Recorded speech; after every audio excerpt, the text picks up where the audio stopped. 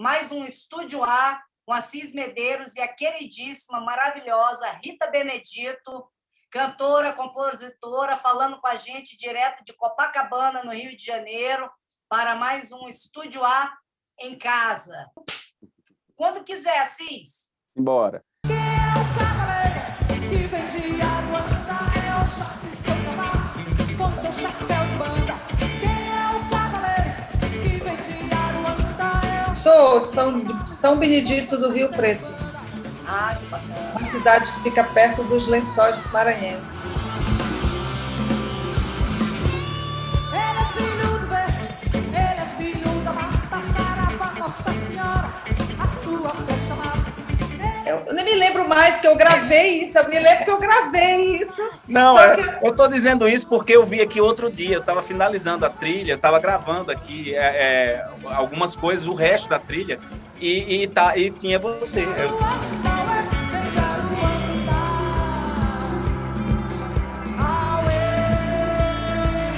O enquadramento tá bom? Tá ótimo, ficou bem legal. No Estúdio A de hoje, eu recebo a cantora e compositora maranhense Rita Benedito, que fala com a gente direto do Rio de Janeiro.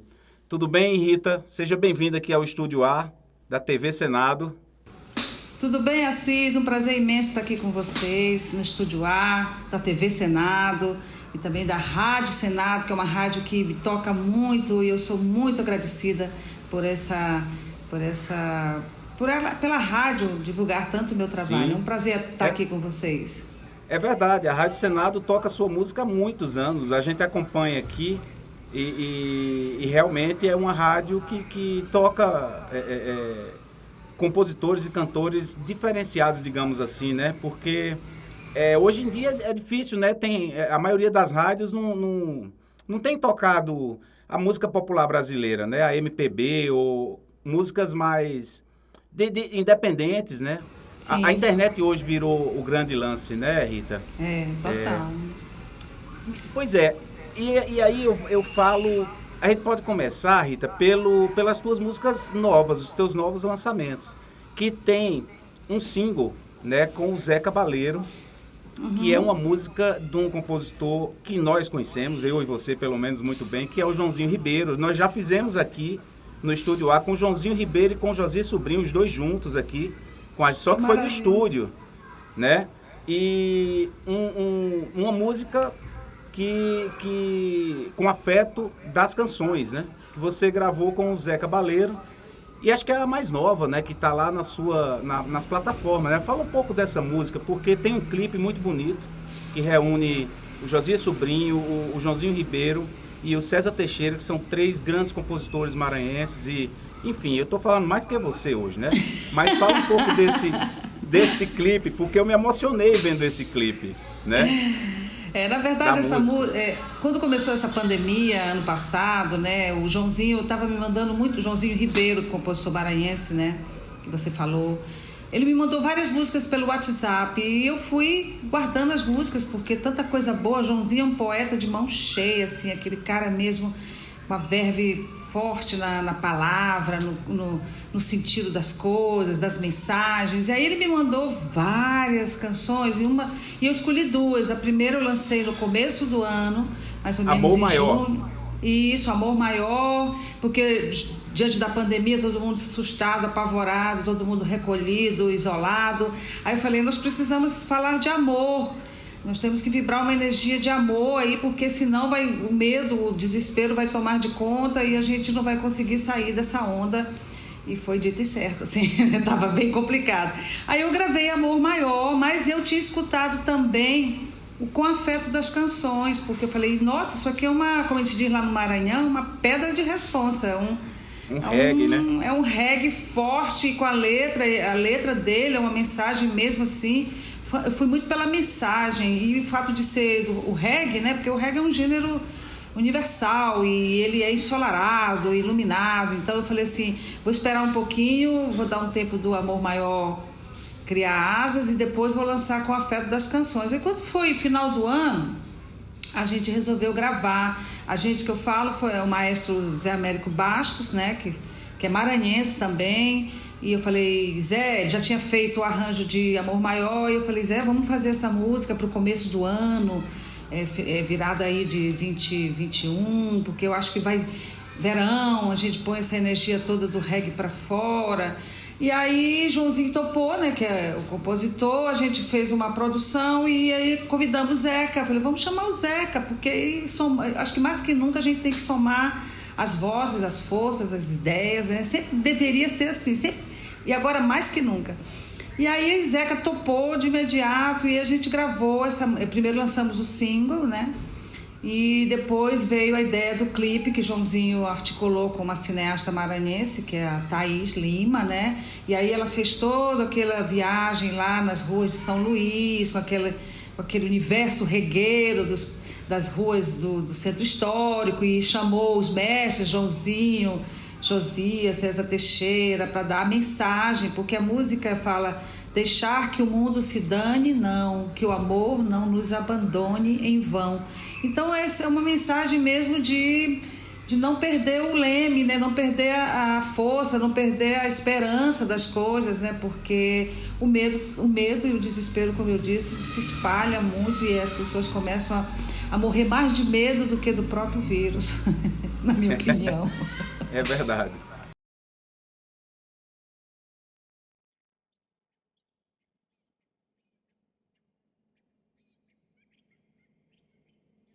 Nesta era dos discursos de ódio e de manifestações de violência e intolerância de todos os gêneros, nunca se fizeram tão necessários os afagos e afetos para aumentar a baixa humanidade do planeta. Que os amores maiores prevaleçam.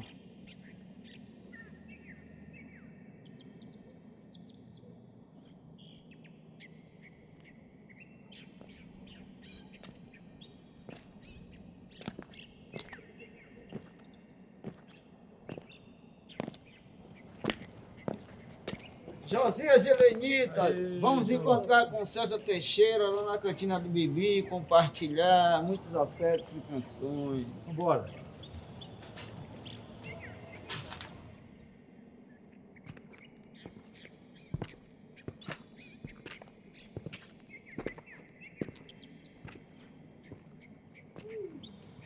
Sejam bem-vindos.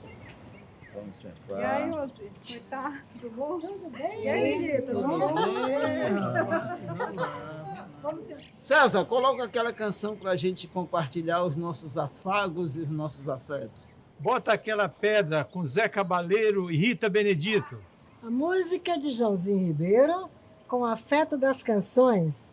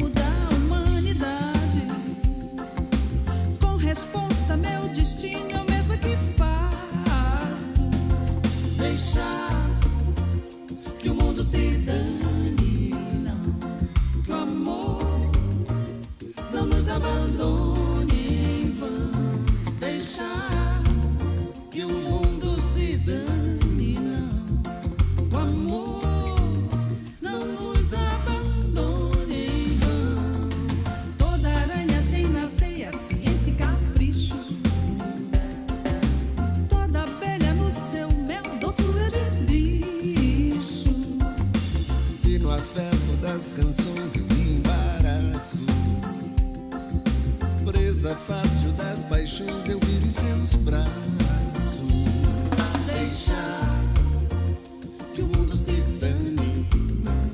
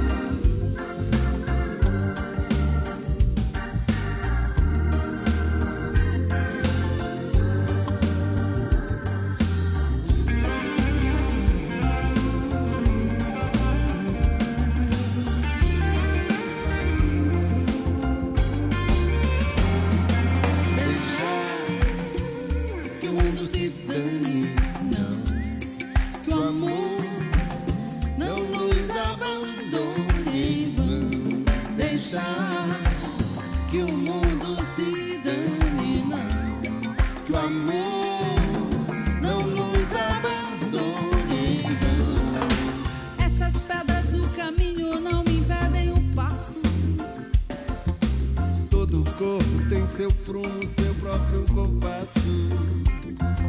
Se a história traça o rumo da humanidade, corresponsa meu destino é o mesmo que faço.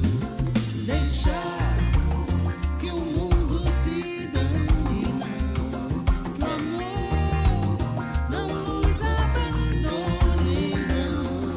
Deixar que o mundo se dane, não. Que o amor.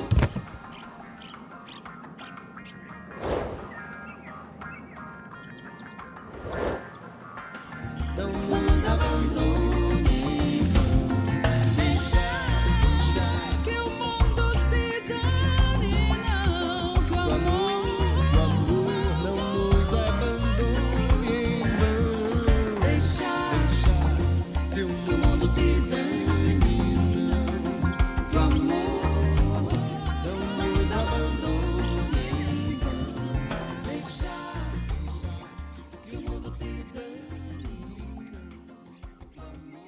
Além dessa música que tem um clipe, tem também tem um single que você lançou com Beto Errong, mas que não tá que não foi, talvez seja um erro também das plataformas, que muitas vezes não conecta com o outro artista, né, com os dois artistas, mas que também chama-se Tribo Futurista, né? Futurista.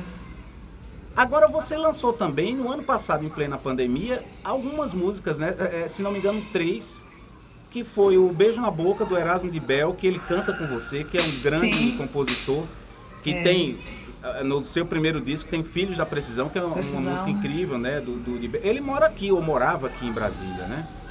Sim, mas acho que ele voltou para... Ele voltou? Pra Imperatriz? Ele passou um tempo aqui em Brasília. Não Aí sei. né? Você não sabe se ele voltou, né? Mas ele estava aqui. Não sei. Eu falei com ele assim durante esse. Fez bem você lembrar, porque esse foi um projeto que o Zeca estava desenvolvendo com o Erasmo, né? De lançar os singles de um disco dele. E aí ele me chamou para participar de uma das músicas e eu escolhi Beijo na Boca, porque eu acho uma música super radiofônica, pop.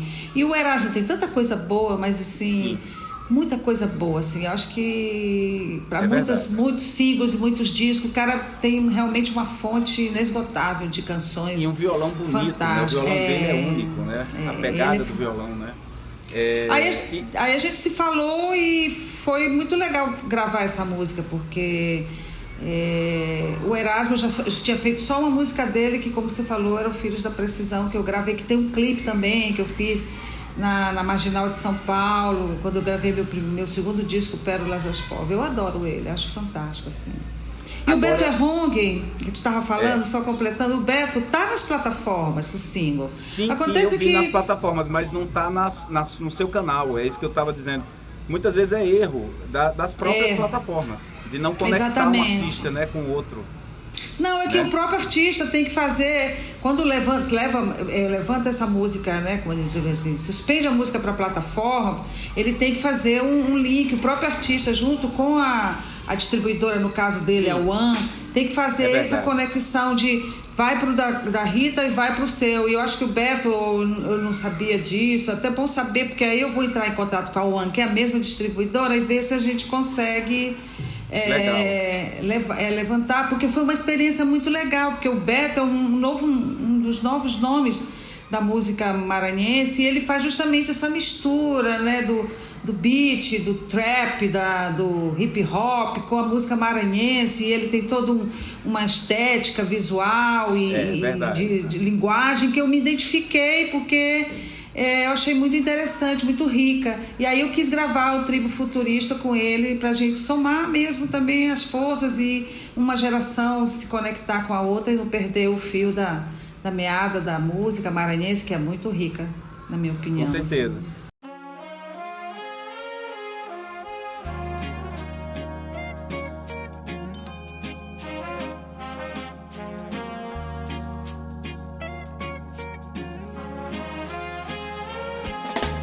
pelas marginais passaram meninos guardando o país, por quem bateu em sinos, se pelas catedrais os filhos da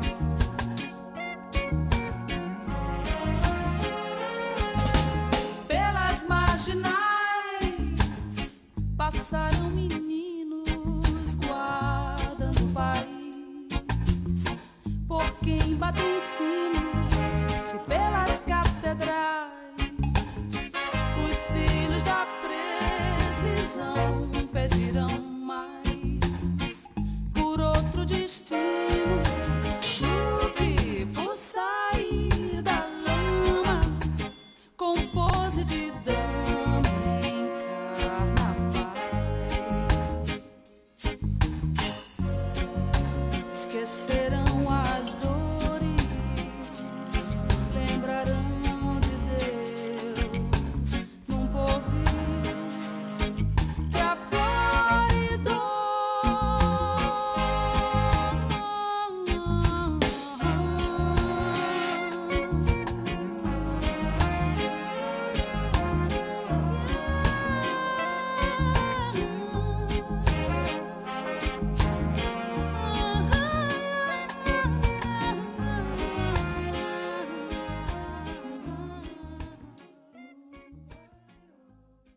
Agora eu tenho uma grande curiosidade, Rita, depois de todos esses discos, porque eu acompanho a tua carreira assim, desde o primeiro disco. Eu acho que eu fui uma das primeiras pessoas a escutar esse disco, porque foi uma amiga minha que me deu, que é amiga sua. Nós temos uma amiga em comum, né? E eu me lembro que ela chegou com esse disco assim, era inédito. Acho que não tinha nem chegado nas lojas, se brincar. E você tem uma coisa, você lançou também uma música chamada Benedito Seja, que é uma composição sua. E você tem uma coisa durante todo esse seu trajeto que você é uma compositora de poucas, né, canções, composições, mas ao mesmo tempo você tem uma coisa de adaptar músicas do domínio público, como, por exemplo, a Jurema, né, que é do primeiro disco. Só que você faz isso durante toda a sua carreira, desses últimos anos. Como é que porque isso aí eu lhe vejo como uma compositora. Fala um pouco dessa coisa da Rita compositora, porque as pessoas te veem muito como intérprete, né? Sim. E você é muito mais do que isso. Você não é só intérprete. Você tem essa sacada do domínio público, você pega aquilo ali e joga e vira sua. Vira uma coisa tão sua que Jurema a gente não consegue dissociar você da música, entendeu? É uma coisa muito forte. Olha, essa questão da composição na minha carreira, assim, eu sempre tive muito conflito, porque eu me vejo diante de tão grandes compositores, né, que eu acabo achando que eu tenho que, para eu compor, eu fiquei muito tempo com essa dificuldade, assim, de eu não sou compositora porque eu sou tão exigente com a composição, com a palavra, com a poesia, com a prosa, e eu achava que eu não tinha muita capacidade de compor no nível dos meus mestres, dos meus compositores, assim. Então, nunca me atrevi muito e realmente cantar, interpretar, para mim é um prazer e é realmente o que eu me gosto mesmo de fazer, me sinto completa, né? Mas aí eu comecei a ver que era uma bobagem minha, que eu tinha mesmo que só elaborar melhor isso na minha cabeça e começar a deixar fluir. E eu comecei a deixar fluir, eu comecei através das adaptações, que, querendo ou não, é uma forma de compor, porque você faz uma adaptação, você pode simplesmente reproduzir aquilo, ou você pode criar toda uma estrutura para que aquela música tome uma forma, como o caso da Jurema, que foi uma das primeiras adaptações que eu fiz. Ela é são 2 pontos de terreiro num só. Só que para você chegar a um resultado completo daquilo, você compõe toda uma estrutura, claro, para essa adaptação ter uma assinatura, né? No caso, a minha assinatura. E assim eu fui fazendo com tantas outras domínios públicos, né? Porque só Tecnomacumba é um exemplo da quantidade de adaptação que eu fiz dos domínios públicos de pontos de candomblé e umbanda. O Divino foi uma vez, eu era fascinada pela música, foi quando eu comecei a compor, que eu era fascinada pela música Beiradeiro, de Chico César.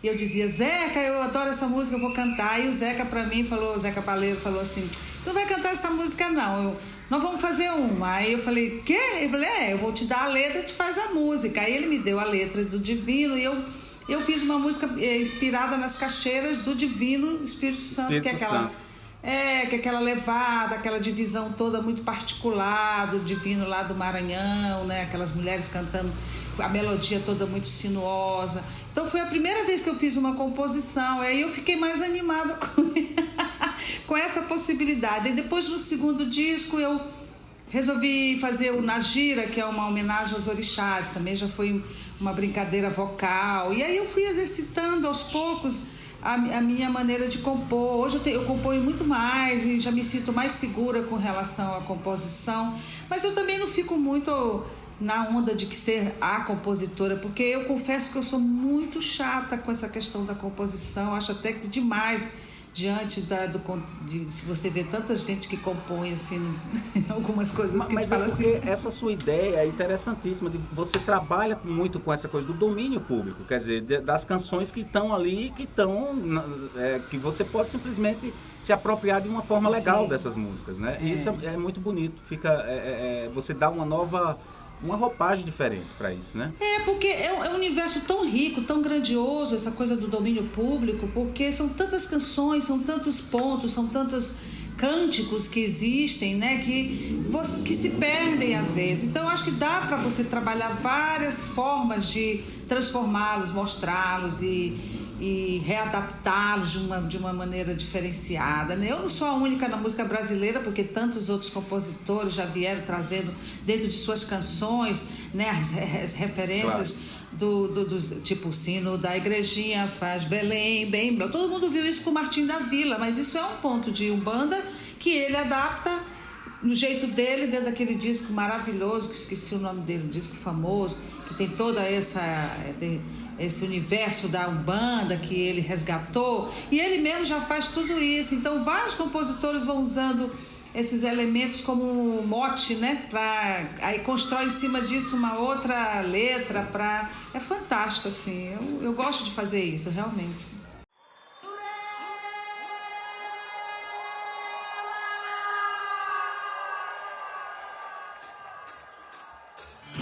Coqueiro,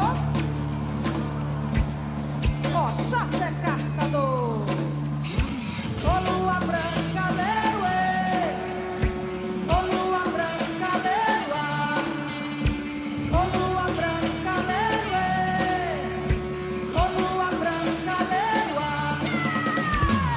Olha de Rio de Janeiro!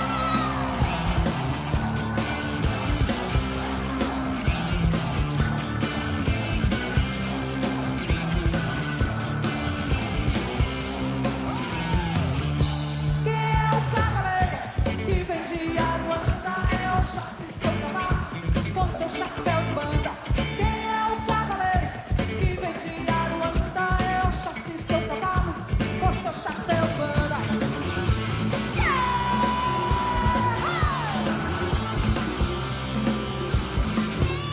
Ele é filho do verde, ele é filho da mata, Saravá, Nossa Senhora, a sua fé chamada. Ele é filho do verde, ele é filho da mata, Saravá, Nossa Senhora, a sua fé chamada. Vem de Aruanda, ué, vem de Aruanda, uá, vem de Aruanda, ué,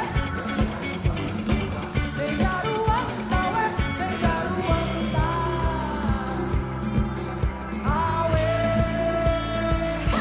Quem é Estica-se, glorioso e guerreiro, montado em seu cavalo, desce no meu terreiro.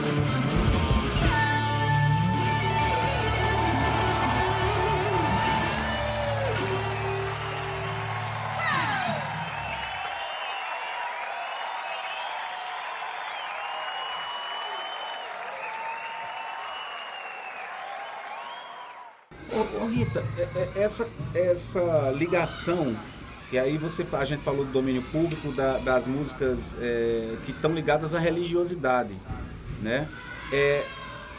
A gente hoje não consegue dissociar, apesar de você ter um trabalho pop, porque é um trabalho pop, mas você tem uma conexão com a sua religiosidade, né? Que eu acho que é candomblé, não é isso?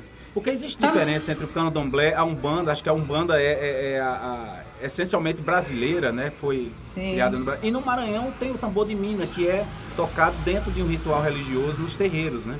Que é diferente do tambor de crioula, né? Sim. Engraçado, pois é. Então, fala em que momento, desde o início, a tua religiosidade está conectada com a tua música e, ao mesmo tempo, essa música ser pop.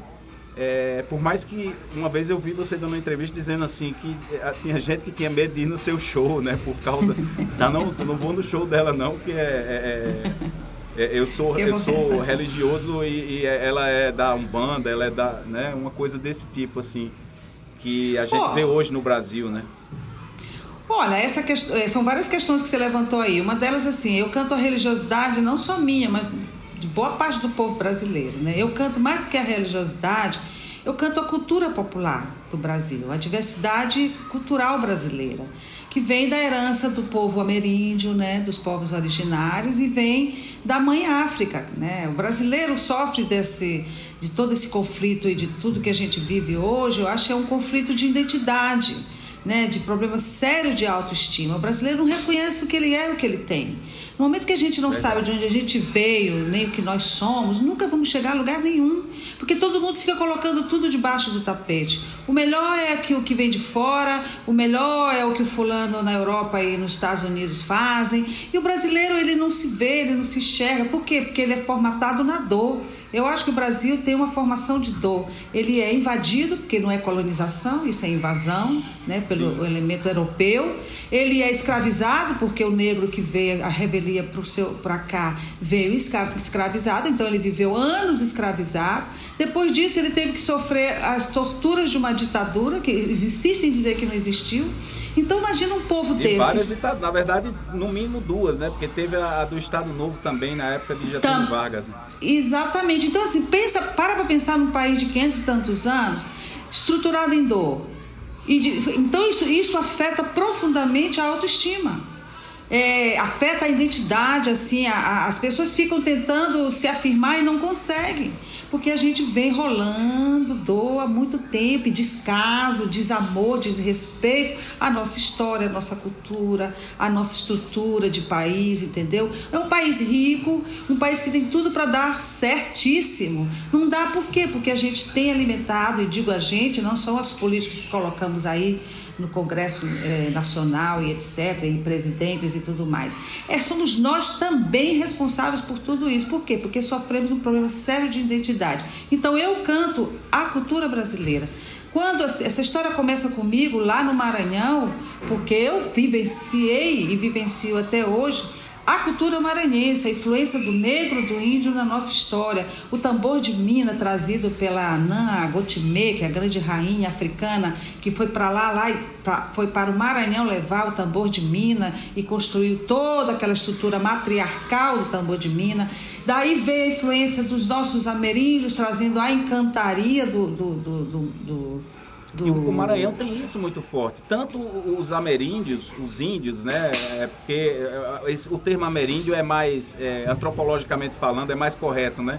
E o negro, essa junção no Maranhão, ela é muito forte. Ela é, inclusive, diferenciada da maioria dos estados brasileiros, né? Eu diria tem uma que ele cultura muito particular no Maranhão. Né? Exatamente. O compasso dos ritmos religiosos maranhenses é totalmente diferente do que é praticado da candomblé, aqui da Bahia, do Rio de Janeiro. É um compasso, que eu digo compasso musical diferente, é um compasso todo dividido em 3, o tempo, tudo é muito particular, entendeu? Assim, então eu já trago isso de lá, né? Eu não nasci macumbeira, candomblessista, umbandista. Eu sou criada na Igreja Católica, porque minha mãe, como tantas mães e famílias, foram levadas para a Igreja Católica. Eu fui lá, fiz comunhão, aquelas coisas todas, mas sempre tive muita curiosidade pelo universo periférico das religiosidades de matriz africana, sem nem ter muita consciência. Eu gostava de ir para os terreiros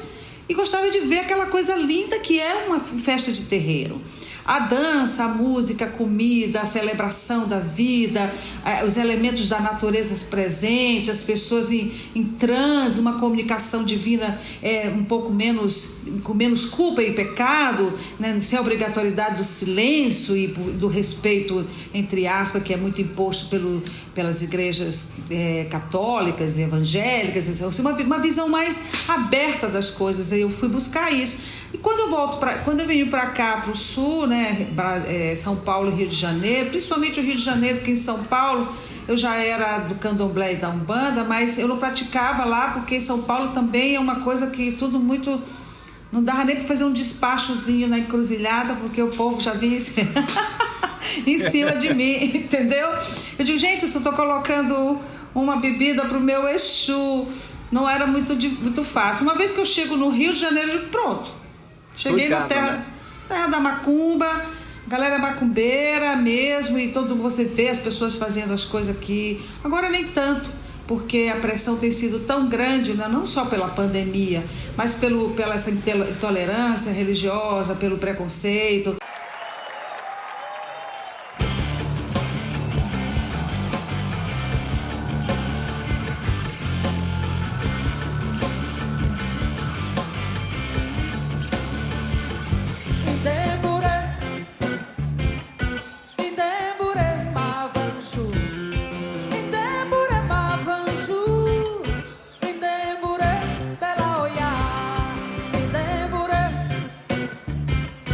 In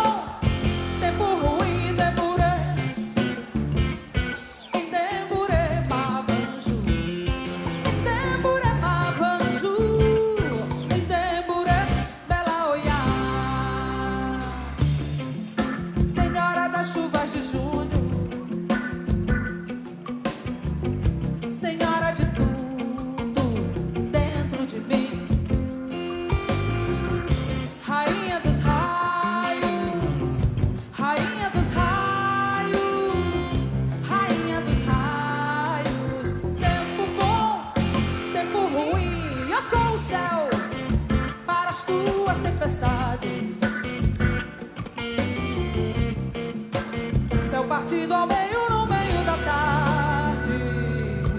Eu sou o céu para as tuas tempestades. Deus apagando os relâmpagos das chuvas de todo o ano dentro de mim. Rainha dos raios, rainha dos raios, rainha dos raios. Tempo bom, tempo ruim. Rainha dos raios, rainha dos raios, rainha dos raios. Tempo bom.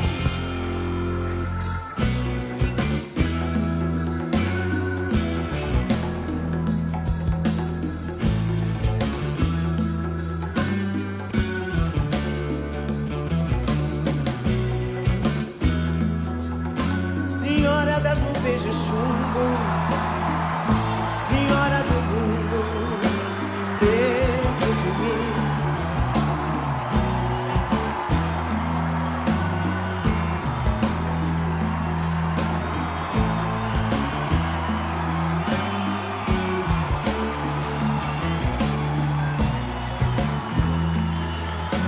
Senhora das chuvas de junho, senhora de tudo dentro de mim. Rainha dos raios, rainha dos raios, rainha dos raios. Tempo bom, tempo ruim. Temburê, temburê, mavanchu. Temburê, mavanchu. Temburê, vela olhar. Eu sou o céu para as tuas tempestades. O céu partido ao meio, no meio da tarde. Eu sou o céu para as tuas tempestades. Deus apagando os relâmpagos das chuvas de todo o ano dentro de mim. Rainha dos raios, rainha dos raios, rainha dos raios. Tempo bom, tempo ruim. Rainha dos raios, rainha dos raios, rainha dos raios. Tempo bom, tempo ruim.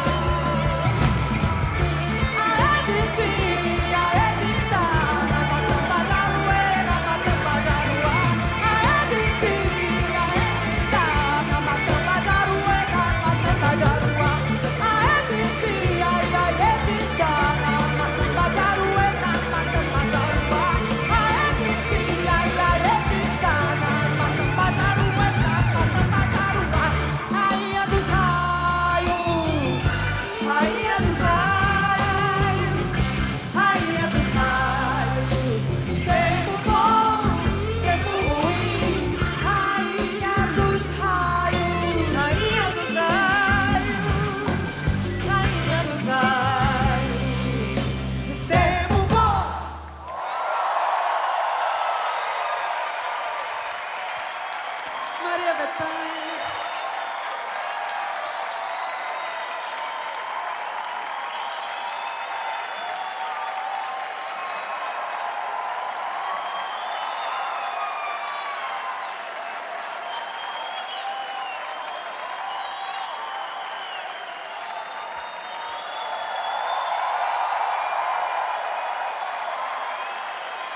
Deusa, maravilhosa. Obrigada, linda. Maestro Jaime Allen. Muito obrigada. É. Rita, pra gente finalizar, é rápido, tá vendo como a entrevista é rápida? essa nova forma de escutar música, eu até estava mostrando aqui para você, né? Eu tenho 4 CDs seus. Na verdade, o outro eu não encontrei, tá ali nos meus milhares ali, que eu tenho muitos. O seu primeiro aqui, sem capa, porque a minha filha rasgou de tanto ouvir. O Tecno Macumba, todos eles com seu nome antigo ainda. Sim. Né? Mas hoje as pessoas escutam música de uma forma diferente, né? Como é que você tem visto isso? Para você tem sido interessante essa nova forma que vem dos últimos anos aí se desenhando na música, no mercado? Porque, de certa forma, é bom, mas também é meio complicado às vezes, porque muitos artistas não têm como sobreviver dessa forma também, né? Enfim, como é que você vê isso hoje? Porque, por exemplo, você não tem gravadora. A maioria das pessoas hoje não tem uma gravadora, né? Você muitas vezes distribui por uma gravadora, como você fez muito, né? Pela Biscoito Fino. Enfim. Mas como é que é isso pra você? Me dá Tá legal pro artista? Olha, vou te falar uma coisa. Escolher ser artista no Brasil já é um risco. Já é um mergulho no abismo. Não existe essa. Sempre foi assim. Sempre foi difícil, sempre foi complicado, sempre foi muito risco. A gente é meio kamikaze mesmo. Tipo assim, quero ser artista. Teu pai e tua mãe os cabelos já arrepiam e todo mundo se desespera. O que é isso, meu filho? Então, assim, isso é fato. Então, assim, você escolhe ser artista, você já está na guerra. Você já tem um não de cara, assim, você só tem que correr atrás para dar certo. É uma loteria, entendeu? Porque a gente não tem incentivo de nada nas escolas, ninguém incentiva ninguém a ser artista. E nós já nascemos naturalmente artistas. Não tem jeito. Todo mundo tem sua porção artística. Uns desenvolvem mais, outros menos. Mas isso é fato. Então, já é difícil para nós desde sempre.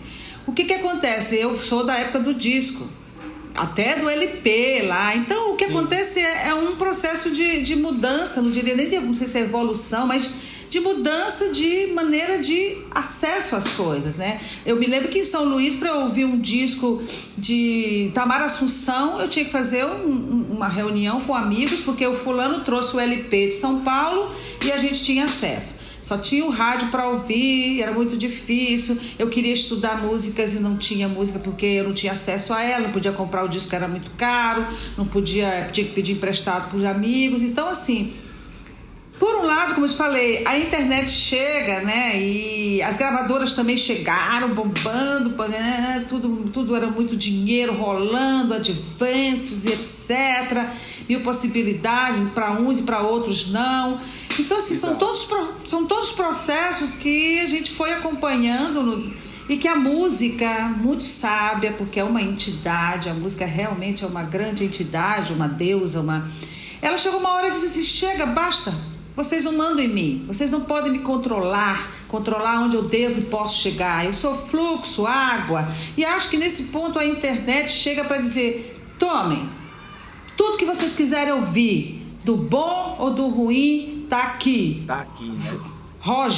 Jorrando feito água. Eu escuto vozes búlgaras. Aí fica a seu critério escolher o que é melhor para ouvir. Infelizmente, o nosso país passa por essa nova geração, sem querer desmerecê-la, mas assim, ela tá mais alienada na minha visão, assim, sobre a profundidade das coisas, sabe? Assim, ninguém se importa mais, por exemplo, com a poesia, com a palavra, como a construção das coisas, aquela música que fica tudo um pouco você tem que descobrir o que está sendo dito, a né? Canção, né? A formação da canção. Ninguém tem paciência para ouvir um disco inteiro. A gente tinha o maior amor de fazer um disco como se pintasse um quadro. Hoje as pessoas escutam uma música, duas. Então a coisa foi se diluindo e nesse ponto, para a gente que é do século XX, é um impacto. Nós temos que admitir que nós somos do século XX. Exatamente.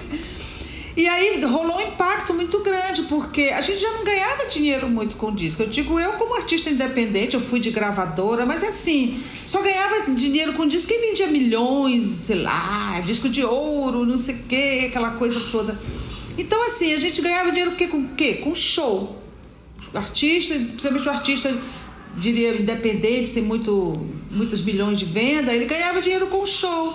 Tanto que as gravadoras, quando elas viram que elas estavam começando a perder o espaço delas no mercado, o que elas fizeram? Elas começaram a cobrar do artista, fazer negociação show, né? com o artista. Um percentual do show, né? Claro! Aí você fala seja, assim... Elas perderam... Na verdade, quem ganhava mais com a venda do disco era muito mais a gravadora do que o próprio artista. Então, nesse sentido, as gravadoras talvez tenham perdido mais do que os artistas. Muito mais. É isso mas que eu porque... quero dizer. Porque você vai ler um contrato de gravadora, você diz assim, misericórdia, gente, o que é isso? Tá assim? Preso, né? E o artista... né?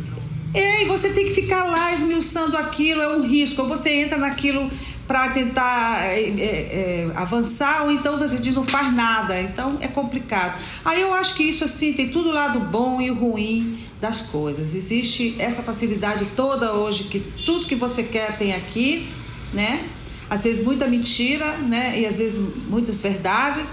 Basta cada um ter, o que acho que falta pra gente é não perder essa conexão com a nossa história, ativar a nossa memória de povo brasileiro, sabe, de cidadão.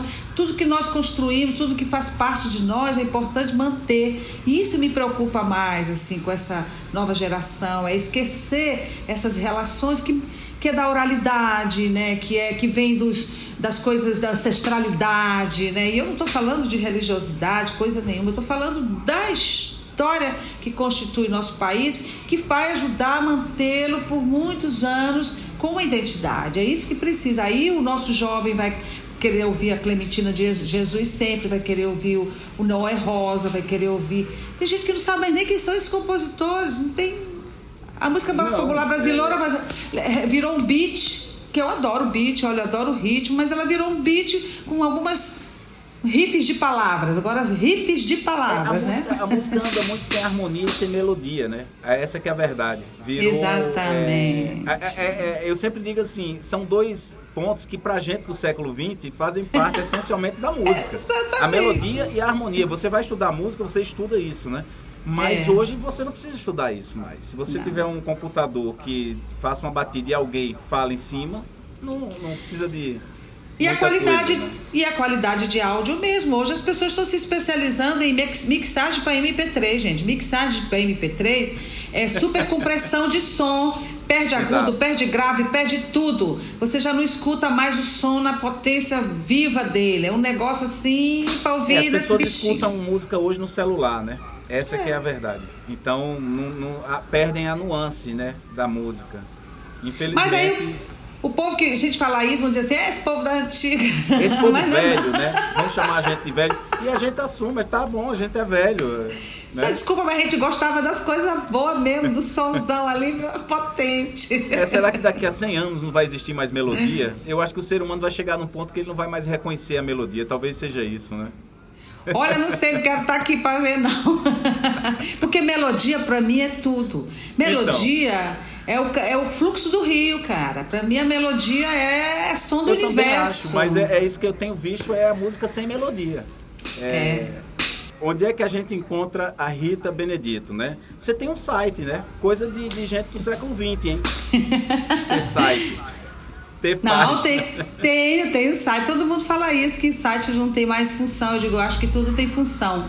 E o meu site é www.ritabenedito, lembrando que o meu Benedito tem 2 N's e 2 T's, né, .com.br. Também você pode me encontrar no Instagram, Rita Benedito, né, tudo junto. No Facebook, Rita Benedito, no Twitter e no YouTube, no meu canal do YouTube. Vocês podem me caçar aí na internet que vocês vão me encontrar facilmente.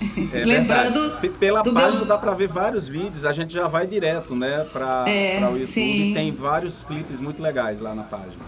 Exatamente. É isso. E em todas as plataformas. E em todas as plataformas digitais, exatamente. É um prazer muito grande falar contigo e ter você aqui no Estúdio A da TV Senado. Você pode agradecer aí pro pessoal, pro seu público, e a gente encerra aqui. Olha, foi um prazer imenso. Primeiro, agradecer estar aqui com vocês e agradecer a vocês pelo convite. Eu costumo falar bastante, assim, então eu acho que estoura sempre os tempos das entrevistas. É porque tem tanta coisa para a gente conversar e às vezes a gente quer desenvolver bastante coisa, assim. Mas eu estou muito feliz de estar aqui, agradecida mesmo pela Rádio Senado e pela TV Senado, sempre ligados, atentos ao meu trabalho, sempre. Ao pessoal, a todo o público de Brasília, que, nossa, sempre que eu vou a Brasília é um aconchego, assim, eu adoro fazer shows em Brasília, porque as pessoas realmente gostam do meu trabalho, se identificam, e eu fico muito feliz quando eu vou a Brasília cantar. Então, agradeço a todos vocês, ouvintes, telespectadores da TV Senado e da Rádio Senado, por me ouvirem, por estarem comigo, por escutarem minha música. Muito obrigada por esse encontro e que ele aconteça mais vezes entre nós. A gente é que agradece, né? Todo esse carinho que você nos deu aqui e essa música maravilhosa que você faz, né? Obrigada. E você que está aí em casa, curte agora o final do Estúdio A de hoje com música. Eu conversei aqui com a cantora e compositora maranhense Rita Benedito, do Rio de Janeiro para o mundo. Valeu e até a próxima. Axé.